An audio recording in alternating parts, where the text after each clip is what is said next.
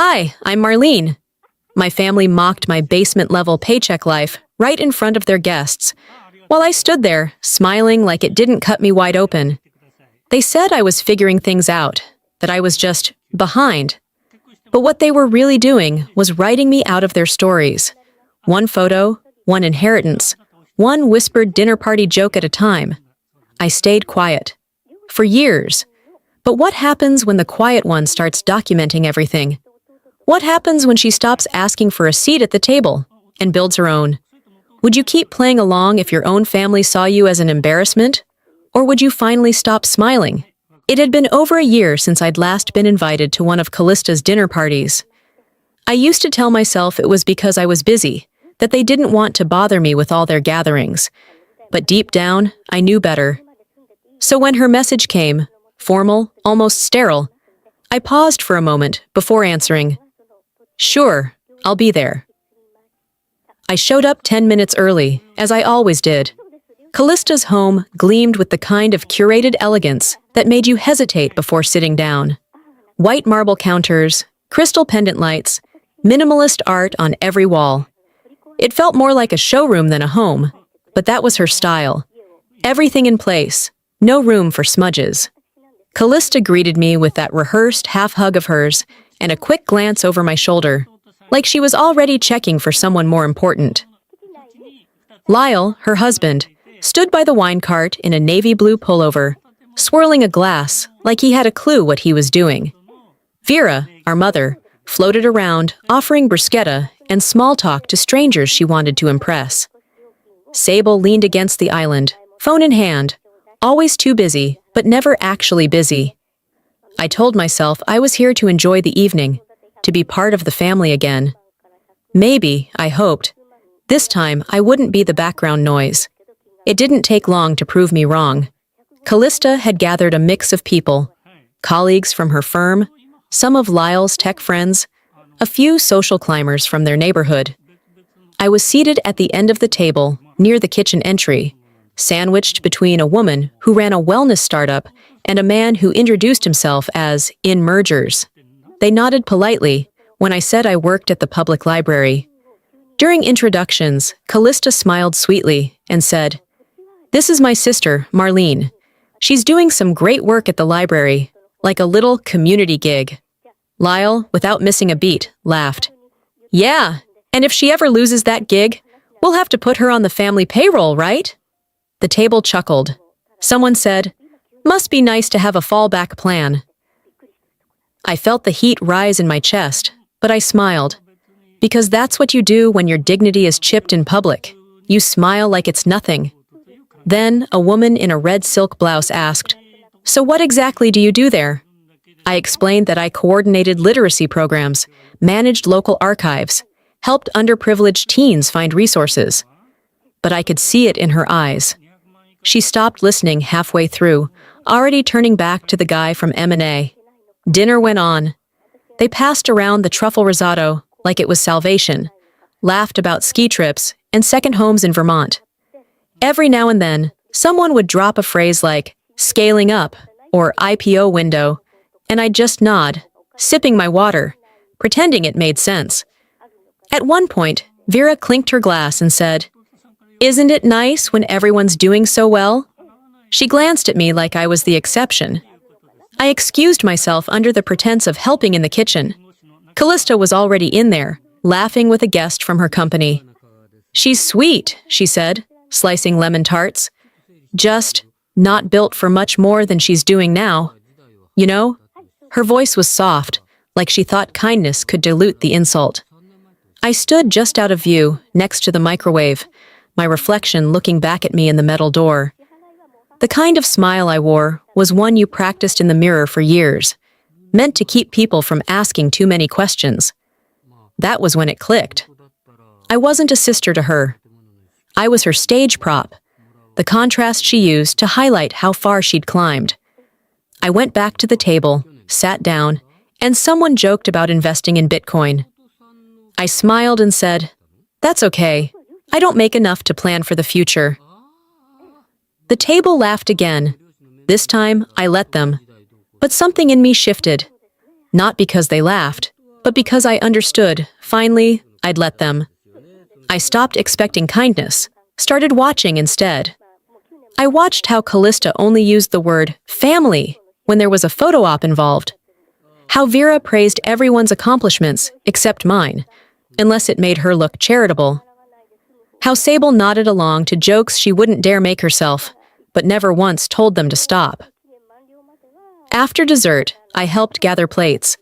Callista placed a manicured hand on my shoulder and said, "Thanks, sis. Couldn't have pulled this off without you." I turned to her, smiled wide, and said, "You're right. You couldn't." And I meant every syllable. Later that night, lying in the basement of our childhood home, staring at the same old popcorn ceiling, I thought about every time I had smiled just to keep the peace, every time I made excuses for them, every time I believed they'd change if I just stayed quiet enough. That was the last night I'd let them laugh at me. The next time they brought up my paycheck, it wouldn't be a punchline. It would be their reckoning. 3 days had passed since the dinner that cracked something inside me. I hadn't spoken a word to anyone upstairs since. Not that anyone came downstairs to check. The basement had become more than a temporary crash pad. It was a quiet, unfinished museum of being tolerated, not welcomed. The pipes creaked overhead as people walked across the kitchen floor. Every step echoed above me like a soft reminder. I was underneath. And I wasn't just beneath them physically. I was beneath their notice. The morning light didn't reach the basement window. I woke to the same gray half-light and the sound of Vera's voice above, giving orders about folding chairs and paper napkins. It was her birthday weekend, a tradition in our family that had once meant balloons, store-bought cake, and an awkward group photo with crooked smiles. This year, Vera decided on something tasteful, a brunch spread with little labels for each dish and enough mimosas to keep judgment sweet. Nobody asked me to help, but I woke up early anyway and began baking a cake from scratch. Her favorite, lemon pound with raspberry glaze. I knew where she kept the good mixing bowls, even if she never admitted they were good because I picked them out. By the time I crept upstairs with the cake cooling on a rack, Callista and Sable had arrived, empty-handed but full of commentary. Vera greeted them like visiting dignitaries. "Just in time, girls," she said, kissing both cheeks like we were somewhere in Manhattan. Callista wore a fitted green blouse and high heels that clicked across the tile like punctuation. Sable had on yoga pants and a top that probably cost more than my entire wardrobe. Neither of them glanced at the cake I'd spent hours preparing. Vera, without hesitation, took a store-bought tiramisu from Sable's hand and placed it squarely in the center of the dining table. My cake was gently shifted to the sideboard, behind a vase of artificial tulips. "Oh, that looks nice too, Marlene," Vera said. "Maybe we'll slice into it later." I didn't argue. I didn't even blink. Just nodded, placing my dish next to it, careful not to let the foil touch the frosting. The guests arrived shortly after. Neighbors, ladies from church, one or two of Vera's bridge partners. I stayed in the kitchen, replenishing ice and stacking used napkins. At one point, Vera called out, "Can someone clear the appetizer plates?" That someone was always me. As I collected dishes, I overheard Callista whispering near the hallway. "She's good with chores. Let's not make her feel too bad. She's trying." "She's trying." That line landed harder than most insults. Trying, like I was running to catch up to where they were born standing. I continued stacking plates, then made my way to the sink. The party's laughter bubbled from the other room while I stood over a mess of lipstick-stained glasses and half-eaten fruit. My hands worked automatically. In the corner of the shelf above the toaster, I saw it. An envelope with my name and Vera's handwriting, unopened, still leaning from months ago.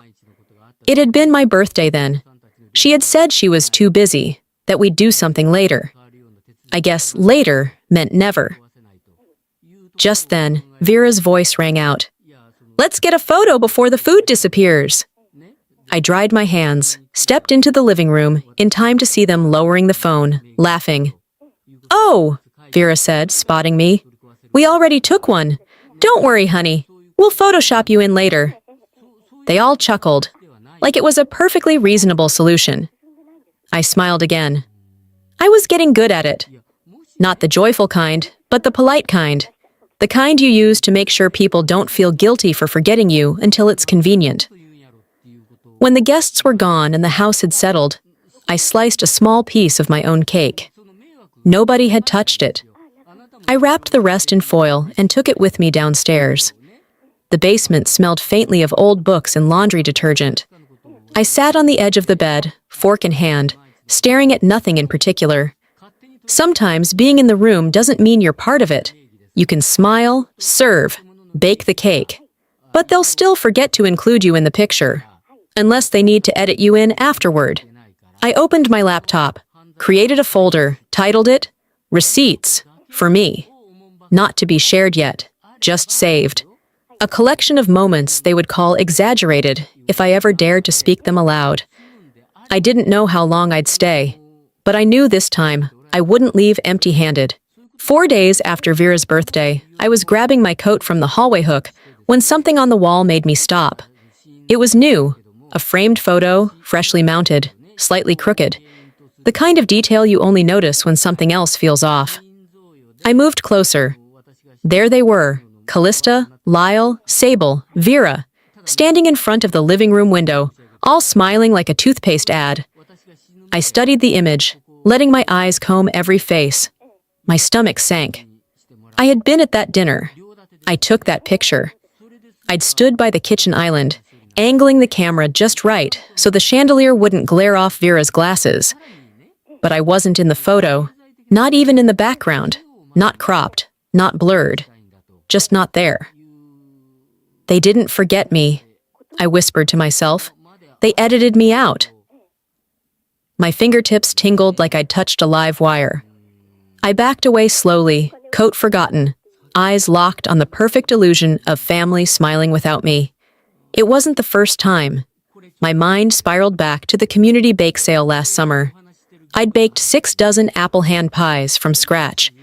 Callista arrived with a printed sign that said, "From the kitchen of Callista Grace." Vera placed it front and center. I didn't protest. It was just a bake sale. Then there was the library literacy initiative I'd built from scratch. The outreach program that got teenagers in underserved neighborhoods access to tutoring. A local charity wrote a feature about it. The newsletter ran a quote from Callista. "My family is passionate about education," it read, above her photo in a tailored navy blazer. Back then, I told myself it was fine. It was just family. No need to make things awkward. But now the air tasted metallic. This wasn't forgetfulness. It was design. I climbed the stairs to the attic quietly, each creak of the wood sounding louder than it should have. I opened the storage room where Vera kept photo boxes labeled in faded Sharpie. Christmas, graduations, vacations. I sat cross-legged on the dusty rug and started sifting. The patterns emerged fast. Callista always front and center, Sable often to her side. I was there, sure, just not where you'd find me at first glance. Always at the edge of the frame, partly blocked, blinking. In one picture from Sable's graduation, my head was turned, half out of shot. But I remembered being there. I held the camera when it wasn't a tripod. I carried the extra chairs. I handed out the programs. Even as a child, I'd been a background fixture in my own life. The attic door creaked behind me. Sable stood there, leaning against the doorframe like she had something better to be doing. "You saw the new photo, huh?" she said, voice light. "Don't overthink it. You weren't in frame." I didn't look up, just replied, "I took that picture." There was a pause, long enough for her to realize it wasn't a question. She shifted her weight, murmured something about Vera needing help downstairs, and disappeared. I didn't follow. That night, back in the basement, I stared at the same cracked paint on the ceiling I'd memorized years ago. I opened my laptop, found the folder I'd named Receipts, for me. I added 2 new subfolders. One was titled Photoshopped Memories. Inside it, I placed the picture from the hallway, along with a note. Taken by me, not pictured me. The second was stolen contributions. I attached the scanned newsletter, the bake sale flyer, even screenshots of Vera's Facebook post thanking Callista for single-handedly saving the youth. If they insisted I was never there, I would build a case strong enough to outlast memory. They could erase me from their walls, but I would make sure I echoed in their silence. The house was louder than usual when I got back from work that evening. I'd left the library early after canceling a teen tutoring session, some excuse about needing to catch up on planning, but really, I just needed to breathe somewhere else. The weight of being both visible and ignored had worn down my patience in a way I couldn't quite explain, even to myself. I parked down the block to avoid being noticed and entered through the side door, the one off the laundry room. That door never creaked, never drew attention. I didn't go downstairs. I wasn't in the mood to crawl back into the basement just yet. I figured I'd pour myself a glass of water, maybe sit in the sunroom if it was empty. The kitchen was full of voices. Laughter floated in from the hallway, and I recognized Callista's cadence immediately. Half sugar, half something that always made people lean in. The moment I heard my name, I stopped short behind the pantry wall. "She's complicated," Callista was saying to someone I didn't recognize. "We all do our best to help her feel like she belongs, but some people just don't want to change." Another voice joined in. Sable's, I was sure of it. "She means well, but at some point, don't you have to stop trying to fix what's broken?" I didn't move. My hand gripped my phone so tightly, I felt the plastic case flex beneath my fingers.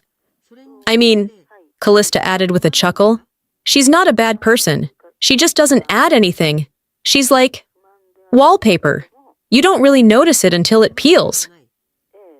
Someone laughed. I backed away slowly, careful not to let my shoes squeak on the tile, and retreated to the guest bathroom. I sat on the closed lid of the toilet, locked the door, and stared at my hands. They were shaking, not with surprise, but with confirmation. That's what made it worse. Later that night, after everyone had gone to bed, or maybe just retreated to their own worlds, I opened my laptop in the basement. I hadn't planned on checking my email, but habit is funny like that. The subject line caught my eye immediately. Family budget planning, for discussion. It was a group thread between Vera, Callista, and Sable. Vera had written, "Let's go over the shared expenses for this year's holiday plans.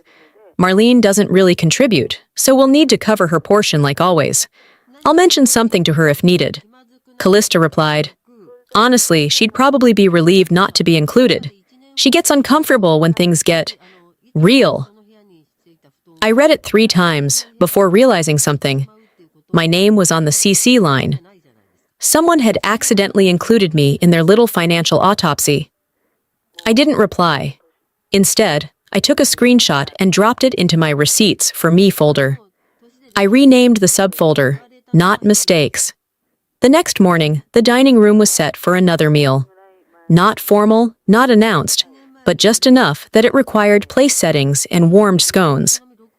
I made myself a cup of coffee and sat at the table like nothing had happened. Like I hadn't overheard their deconstruction of my character the night before. Like I hadn't read every dismissive word typed with such offhand cruelty. Callista looked up and said, "Oh, didn't know you were joining." "I live here," I said. Smiled, took a sip of my coffee. Vera placed a plate in front of me. "You're welcome to help with the setup if you have a moment." "Of course," I said, standing, stacking plates. "Wouldn't want to be just wallpaper." Callista stiffened. No one responded. Through the entire breakfast, I said nothing else of consequence. I nodded when needed, laughed when expected. Inside, I was cataloging everything. Each glance, each pause, each fake laugh that never reached their eyes. It wasn't about being angry anymore. Anger made me flinch. This was different. This was precision. After the dishes were done, and the dishwasher hummed behind me, I opened my email once more, drafted a new message, BCC'd it to myself, attached the screenshots, added a note at the top. For future reference. I didn't send it. I just saved it to the folder. They think their words vanish when the wine flows. I don't drink anymore, but I remember everything. It was a Saturday afternoon when I pulled into the driveway and noticed too many unfamiliar cars lined along the curb. The license plates weren't from around here. Connecticut, New Jersey, some plates so new they still had dealer tags. I sat in the car for a minute longer than I needed to, letting the engine idle like it might somehow give me time to prepare for whatever this was. I hadn't been told about anything.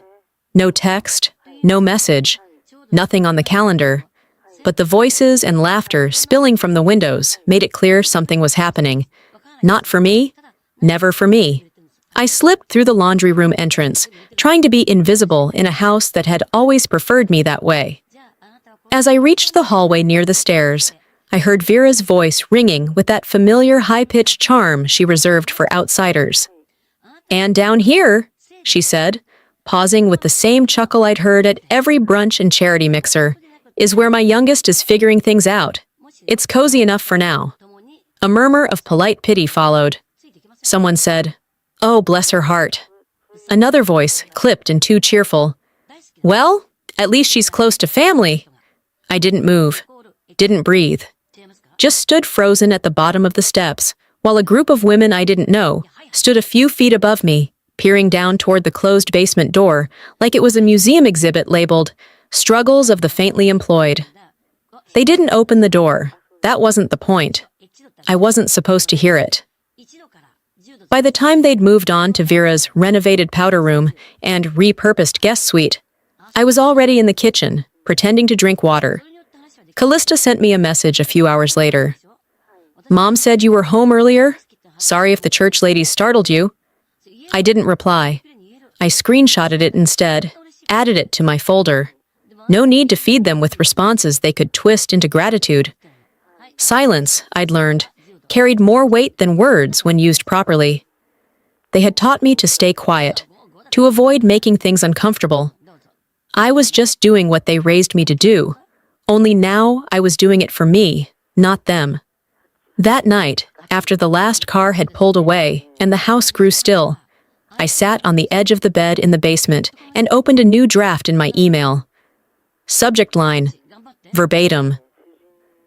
I copied down what I'd heard, word for word, even the tone. I attached the message from Callista, then walked back upstairs to snap a photo of the basement door cracked open with a pair of heels visible at the top of the stairs. No one noticed me.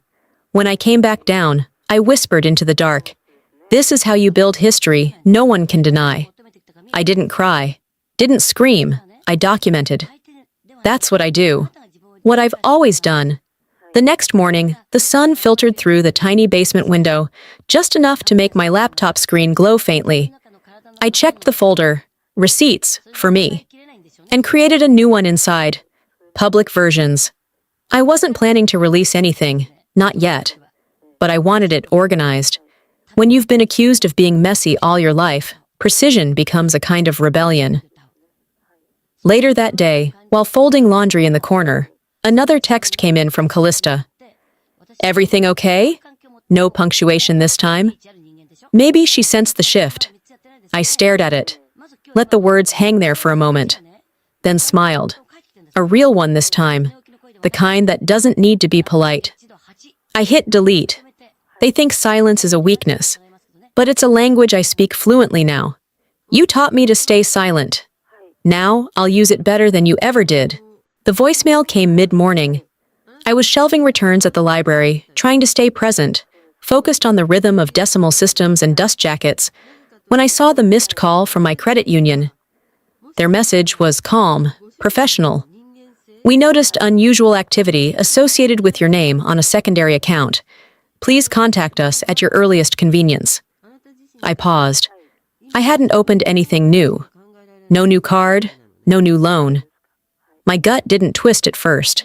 I assumed it was a scam or some clerical mix-up, until I called back, and the woman on the other end mentioned the mailing address linked to the account, Callista's.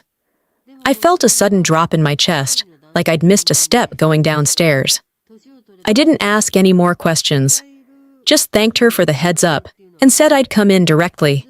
The credit union lobby was quiet, beige, forgettable. A man in a maroon tie ushered me into a glass-walled office and brought up my file. He pointed to a form on the screen. "There was a joint credit application filed under your name last week," he said. "You're listed as the primary." I stared at him. "I didn't file anything." He blinked, then turned the screen toward me. The application was neatly filled. Income approximated. Contact info matched. There it was. My name, signature forged. And below it, in the cosigner field, Callista Vera Grace. "She told us you two were starting a small consulting venture," he added, voice dropping into a tone I'd come to recognize as embarrassment wrapped in empathy. "Marketing for local nonprofits." I didn't say a word. I just nodded and asked for the paperwork to be printed. He complied. Slid the pages into a manila envelope like he was handling evidence. I walked out with the folder under my arm and my jaw locked. The kind of fury I felt wasn't hot. It was frigid, controlled. The kind of rage that doesn't rise. It concentrates. That night, back at Vera's house, I entered through the front this time. I didn't sneak. I didn't hide. They wanted me small. I'd give them quiet. But I wouldn't give them invisible. From the hallway, I heard Vera on speakerphone in the dining room. She was talking to someone, I assumed her lawyer, though she never said names when she was speaking carefully. "We'll just revert to the older version of the will," she said casually. "It's cleaner that way. We don't want any confusion or delays, especially if Marlene decides to relocate again. It's not personal." I didn't need to hear more. Not personal. She meant it like a footnote, like an update to a document, as if I were a formatting issue. "They didn't cut me out," I whispered to myself. "They just edited me like I was a typo." I went straight to the basement and pulled out my laptop. I laid out every piece I had. The printed application from the bank, the past version of the will Vera once proudly emailed me before she forgot she had, the email thread about holiday finances. I renamed the folder Legacy Theft. Inside, I added a new document and began typing. Credit fraud initiated by Callista. Will revision excluding me without notification. Financial exclusion pattern since 2021. Social misrepresentation. See basement tour remarks. I didn't cry. I didn't breathe too hard. I documented. It was how I survived in this family. I may not have been at the center, but I saw everything from the edges. And now I would leave footprints they couldn't erase. The next morning, I sent a password-protected zip file to a friend from college, someone who now worked in estate law in Buffalo. Subject line, "Do not open until necessary." In the body of the email, I wrote one line. "For the day they say I never mattered." Then I closed my laptop. I first heard about the Sunday brunch from Mrs. Hanley across the street, not my own mother. I was bringing in the recycling when she called out, "You must be excited for all the family coming in this weekend." I blinked at her, smiled, and said, "Oh, yeah, should be lovely." That night, I checked the group chat. Still silent. No mention of the brunch, no time, no request for help, just like every other time. But something in me decided not to hide this time. I wasn't going to crash the event. I simply wanted to see how far they'd go to pretend I didn't exist. So, on Sunday morning, I got up early, dressed in a blue blouse I knew Vera used to like, and walked upstairs. My shoes barely made a sound as I passed the basement threshold. The table was set. 12 place settings, 12 name cards in scripted gold print. I scanned every name, knowing before I even started that mine wouldn't be there. I made 13. No one noticed me right away. Vera came bustling in from the kitchen, cheeks rosy from the oven heat or excitement, I couldn't tell. When she saw me, her face flickered. "Oh," she said with a laugh that tried to play casual. "I thought you were working today, sweetie." "It's Sunday," I said, steady. "The library's closed." She didn't answer, just smoothed a napkin and avoided my eyes. One of the aunts, sipping from a mimosa glass, leaned toward another and said, not quietly enough, "She still lives here?" I didn't flinch. I walked into the kitchen, poured myself a glass of water, and leaned against the counter like I belonged. Because I did. Hours passed in polite conversation and brittle laughter. I was barely addressed. A few guests said hello, but most just drifted around me like I was part of the furniture. I stood, sat, helped bring out the quiche, unasked, and kept my mouth closed, like always. After the last slice of cake was plated and the conversations turned to travel plans and retirement savings, I returned to the basement. The door creaked behind me, and I had barely taken off my shoes when Callista knocked. She didn't wait to be invited in. "Hey," she said too brightly. "So Mom was thinking, we might need the basement next weekend. Aunt Clara and Uncle Ray are staying through the holiday, and the guest room's a bit cramped. Would you mind, just for a few days, finding somewhere else to stay?" She spoke like she was asking me to move my coat, not my life. I nodded. Not because I agreed, but because I'd already started packing days ago. I just hadn't told anyone yet. "You want the basement?" I thought to myself. "I'll leave it better than I found it, with evidence." That evening, the house slowly emptied. Guests left with plates of leftovers, plastic wrap pulled taut over dishes no one really wanted. I wiped down counters, loaded the dishwasher, and stacked napkins like an unpaid caterer. While putting away platters in the hallway closet, I reached for a container on the top shelf, and something fell. An old gift bag, pink ribbon still curled. Inside was the birthday card I'd given Vera last year, and beside it, a wrapped box with a tiny tag that said, "To Marlene, from Aunt Judith." It had never been opened. I stood there for a long time, gift in one hand, disbelief in the other. "They don't forget me," I whispered. "They just store me where it's convenient." Back in the basement, I opened my laptop and created a new document. Last week in this house. No drama, no metaphors, just facts. The brunch, the missing name card, the reused gift, and finally, the request to leave. I typed the last line slowly. "They're preparing to make me leave. They just don't know I already planned my exit." I was halfway through my afternoon walk when I heard the laughter. It drifted down the block like smoke, unmistakably theirs. I turned the corner and saw the familiar cluster of cars parked outside Vera's house, the same luxury brands lined up like soldiers reporting for duty. A quick check of my phone confirmed what I already knew. No message, no invite, no warning. Still in my walking shoes, I slipped through the side entrance. The house was humming. Voices echoed from upstairs, a clinking of glasses, forks tapping porcelain. It was a full gathering, again. And just like last week's brunch, I hadn't been counted. From the floor vent in the hallway, I heard them. The words, at first, were faint. But as I sat quietly by the vent, back against the wall, they became sharp. "She's not part of the long-term planning," Callista said. "Let's just keep it tight." There was no hesitation, no discomfort. Sable chimed in. "It's not about being cruel, it's about clarity. The ones who are present should benefit." And Vera, in that practiced calm tone she always used when pretending not to take sides, added, "It's not malicious, it's just practical." I didn't move. I didn't cry. I opened the voice memos app and hit record. Just for me, just to have it. Practical erasure, I thought. They'd scrub me from the picture like a smudge on glass. That night, when the house finally settled into its usual hush, I sat on the edge of my bed. If I could still call that space mine. I pulled out the folders I'd been curating for months.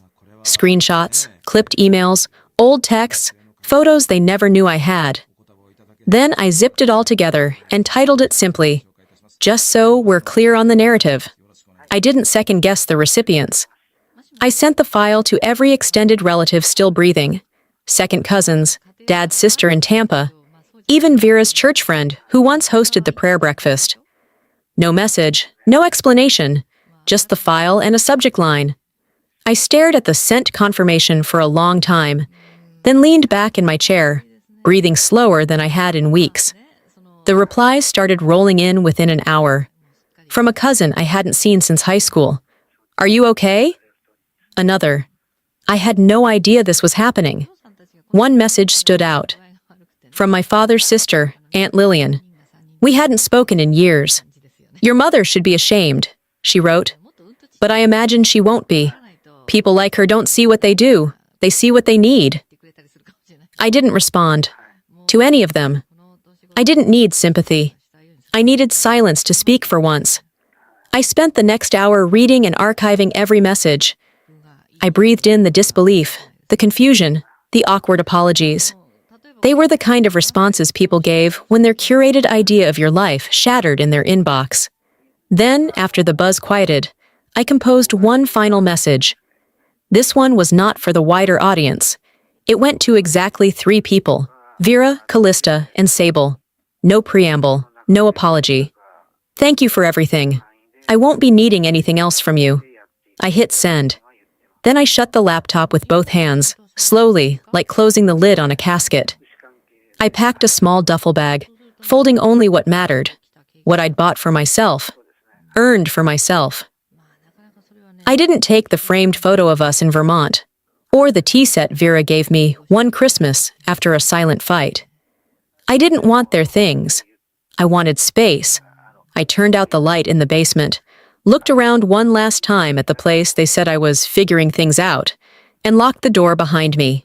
The motel smelled like old carpet and microwave popcorn. I hadn't planned on staying there long, just long enough to be somewhere other than that house, somewhere I didn't have to pretend I was invisible to stay safe. I paid cash. No return address. No note left behind. The bed creaked whenever I shifted.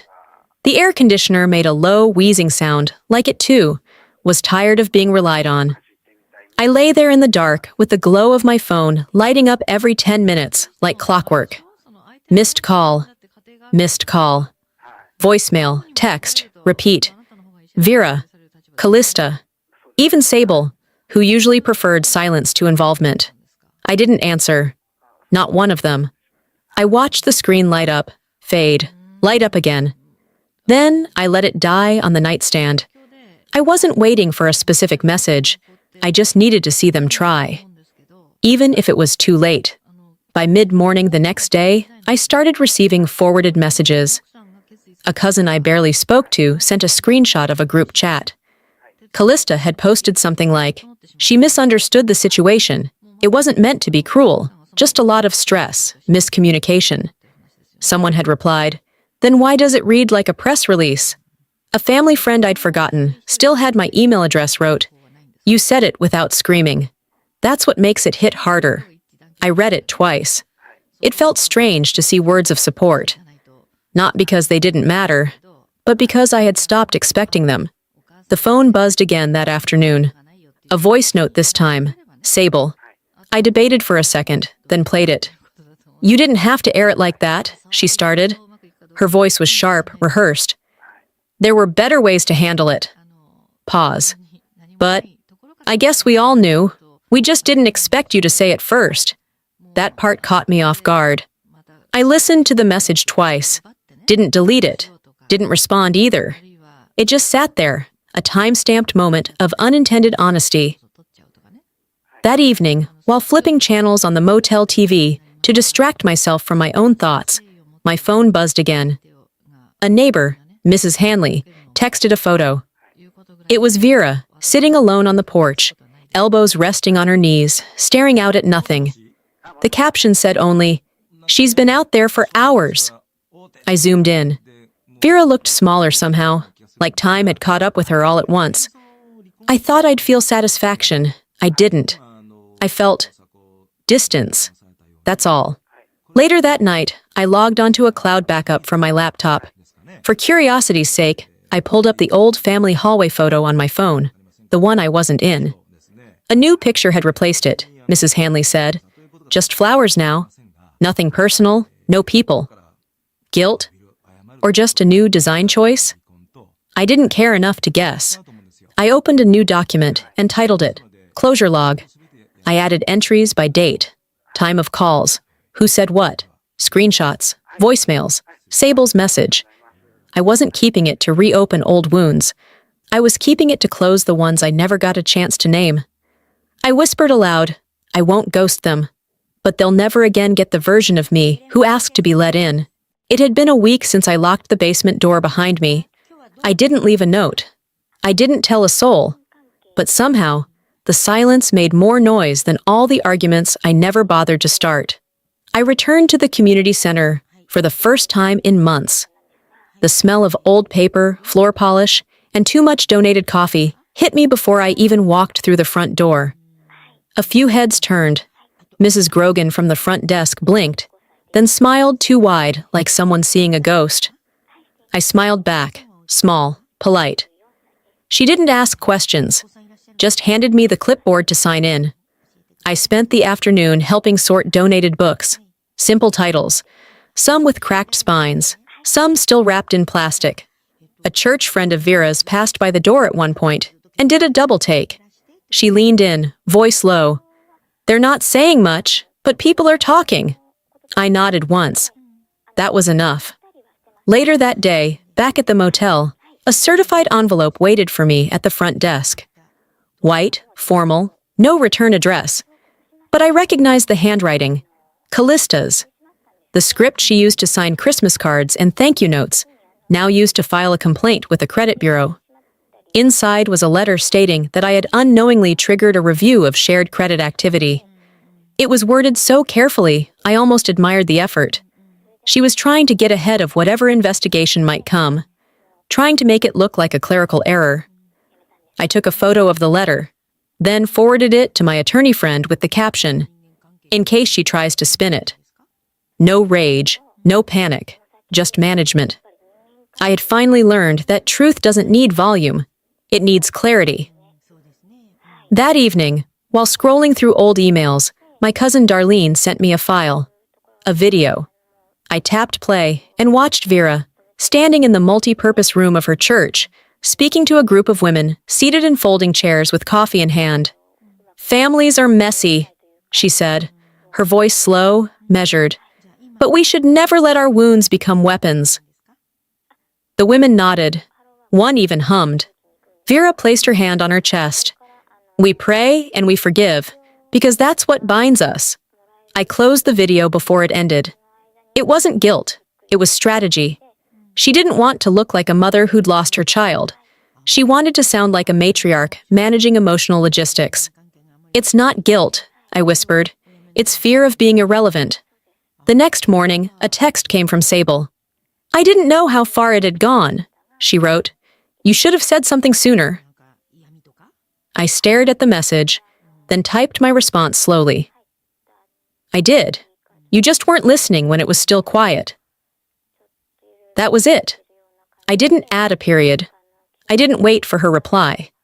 I had no more to explain. That afternoon, I walked through downtown, trying to think of something else. I ended up near an empty storefront, one I used to pass without thought. Now, with the for lease sign in the window, and the late spring sunlight casting shadows across the floor, it looked like possibility. The space was plain, a little narrow, but it had a glass door and enough square footage to fit shelves, desks, and a dozen people who needed what I once needed, a place that saw them. I pulled out my phone and dialed the number on the sign. Hi, yes. I'd like to schedule a walkthrough for a community literacy hub. The key felt heavier than I expected, not just in weight, but in meaning. It turned smoothly in the lock, the deadbolt clicking like punctuation to the sentence I'd been too afraid to write for years. The storefront was modest, dusty shelves, cracked floor tiles, the faint scent of old paper still clinging to the air like a memory. But it was mine. Not inherited, not borrowed, not offered with conditions or guilt. Just square feet and air that belonged to no one until I stepped into it. I stood in the middle of the room for a while, the sunlight stretching long shadows across the bare floor. No legacy attached, I whispered, almost in awe. Just space that begins with me. The next day, I brought a folding table, my old laptop, and a box of books I'd saved from donation bins. I taped a handmade sign to the inside wall: Basement Voices, Literacy, Dignity, and Stories Unwritten. It felt fitting, a little raw, but true. 2 volunteers from the library came by that week.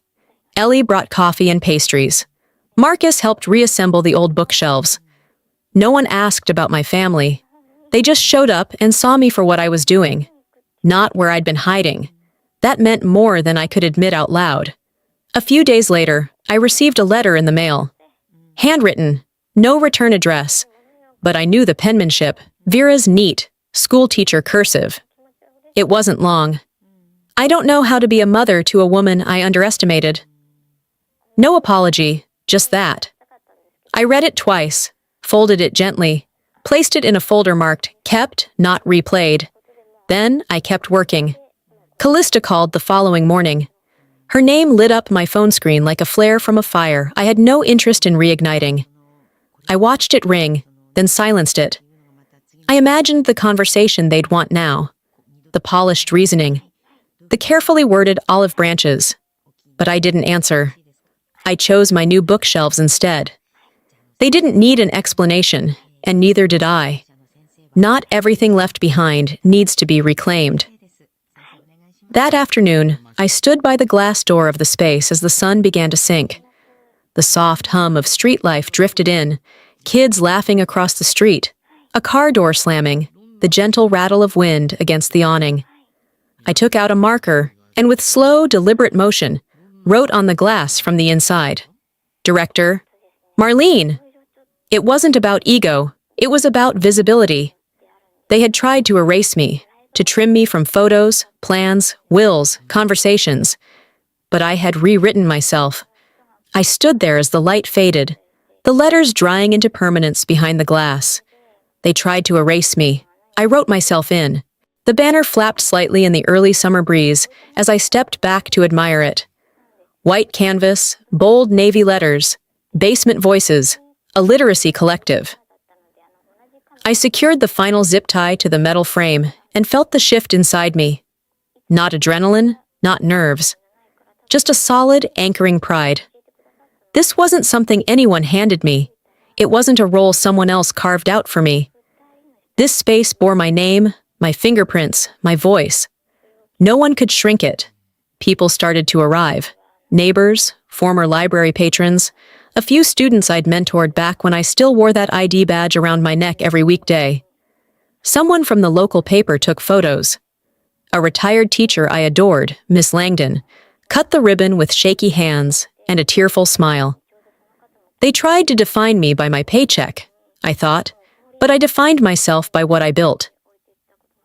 Inside, the center buzzed with the soft chaos of good things, chairs scraping, children's books being sorted, volunteers passing out lemonade in paper cups.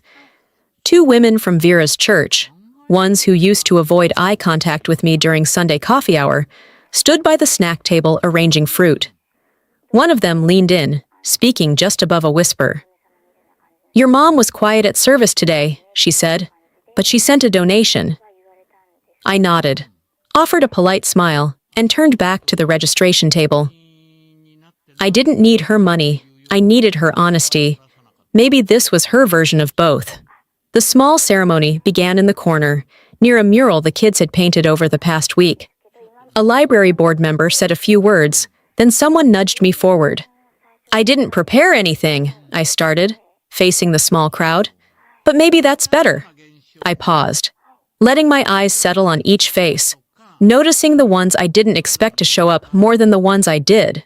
Sometimes, people tell you your story doesn't matter, but the moment you start reading it aloud, they have no choice but to hear it. They clapped.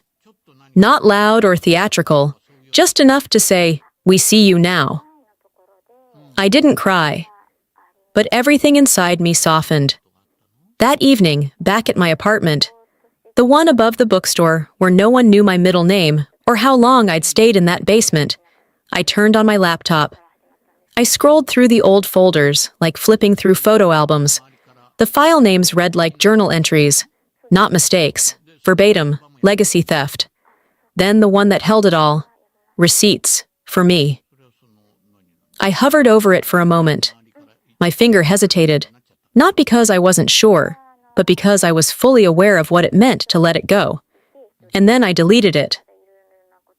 I kept it in case they ever doubted me again, I whispered, but I don't live to prove anything anymore. I shut the lid. It didn't feel like closing something. It felt like clearing space. Later that night, I sat on my porch with a cup of tea cooling in my hand. The bookstore downstairs had closed for the evening, and the street had grown quiet except for the occasional rustle of breeze and muffled footsteps from passers-by. A girl, maybe 9 or 10, walked by holding a worn paperback I recognized from the center's lending library. She caught my eye and waved. "Thanks for helping us, Miss Marlene." I smiled. "You're welcome." She didn't know where I'd come from. She didn't know about basements or missing chairs or erased names. She only knew the woman who built a place where stories mattered. They once mocked the basement where I lived. Now they speak from it. They used to call me the quiet one, the girl who blended into family photos, who filled plates and cleared them without being asked, who lived downstairs, literally and metaphorically. But here's the truth I want you to remember. Silence is not weakness. Sometimes it's the gathering of strength. Sometimes it's the quiet before you build something louder than all the names they forgot to call you. If you're watching this and you've ever felt like the invisible one in your own story, I hope this reminded you that your voice still counts. You don't need permission to matter. You don't need applause to begin. What you build, what you become, can speak volumes, even in the absence of recognition. Let me ask you this. Have you ever been made to feel small by the people who were supposed to love you the most? Have you ever erased yourself just to keep the peace? I want to hear your story. Drop a comment below. Tell me where you're watching from, or just type 1 if this hit home.